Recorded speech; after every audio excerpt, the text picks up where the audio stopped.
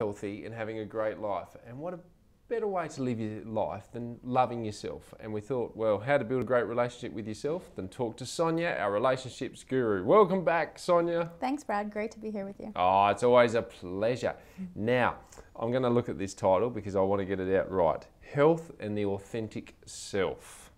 Yeah, I think that, when we're looking at health, we oftentimes look at the physical, our physical health, what we're eating, how we're exercising, which is such an important part of health. Sometimes we look at the emotional health, but we don't always look at the health of our relationship with ourselves, which I think is such the core of a relationship with others and how we're feeling about our life and how we're experiencing life. Yeah. So I suppose what we're putting out to the world is what we feel inside as well. So, quite a lot of people aren't in touch with that, are they? Yeah, well, I think people aren't authentic. They don't always know what they want or who they are exactly, and they're not always expressing it authentically either. And so it's really looking at, and constantly gauging how authentic are we being? Do we know what we want to experience, and are we experiencing that? How close is our experience to that? Do you think it's because society, families, friends put expectations on us, what they want us to be as we grow up, as we develop, even work-wise, and you start to conform or, try to adhere to these roles rather than sitting back and saying, well, hang on a minute, what do I really want out of life? What makes me truly happy? Yeah, I think people are just sort of running that rat race. They're really, existing to fulfill certain roles or certain things they think others want. And I watch that in kids as they grow up, and I watch that in the adults that I work with as well. That we're having to go back to those childhood phases where they really lost their authentic self. They lost who they really were. I reckon one of the best things about having kids is watching them just be kids. Like, kids are just this pure fountain of life, which they don't care what they do, where they are, and when they do it, which can be quite embarrassing sometimes for parents.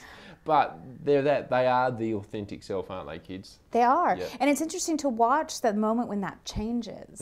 So like if you have kids of your own, you might all of a sudden notice that at one point they stop being so authentic. Or they're indoctrinated by what happens at school, or by peers, or by the people in their life, even by us.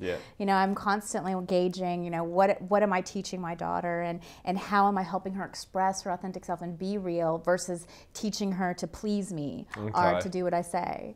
And so it's a really interesting gauge because that affects them so much as they grow older, and us as well. We have to start to look at, how are we being? Are we expressing our fullest self in our business and our work and our relationships? It's kind of hard sometimes to do it on a daily basis, isn't it? Whether if you are in a work role and you're locked into something. It is difficult sometimes to really express yourself, and it takes a conscious effort to revert back to it and get back in touch, doesn't it? Yeah, I think it does. I think it's a really bad, but the thing is, once you learn to really engage with that authentic self and you feel what that feels like, it is so freeing. It is. Yeah, so then you can really continue to move forward with that. Do you find too, if people do get back to being their real self, there will be changes they will make in their lives, like maybe career, maybe drift away from some people that they thought were friends or so forth, and gravitate towards others more, some even travel abroad. Like, it is, I suppose, a precipitous to change, isn't it, almost? Yeah, it's a very transformational process. I think the more that you get clear about who you are, what's right for you, what's not right for you, the more boundaries you set with others, the more you really discover what your passions are and your purposes. Love that word, passion. Yeah, me too.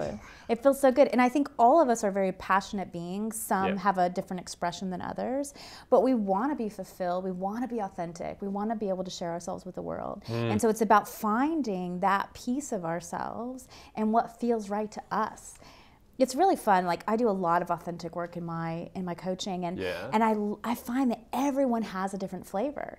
No matter how many things that someone might have similar characteristics or similar pieces, that really inside it's a totally unique flavor. And when they begin to tap into that, they get so excited. It's a beautiful thing, and it is a lost art. So look, thanks for coming on and discussing it, Sonya. It's been fantastic, as always, having you aboard Beyond. Thanks. Stay tuned for more healthy tips on living a beautiful and fit life, only on Beyond.